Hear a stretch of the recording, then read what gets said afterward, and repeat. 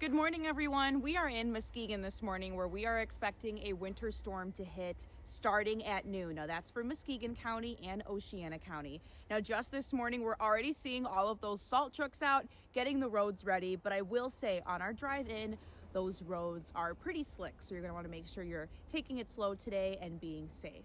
So if you need to do any shopping or do any more snow removal, this morning is when you're gonna wanna do that because starting at noon, conditions are going to be pretty dicey.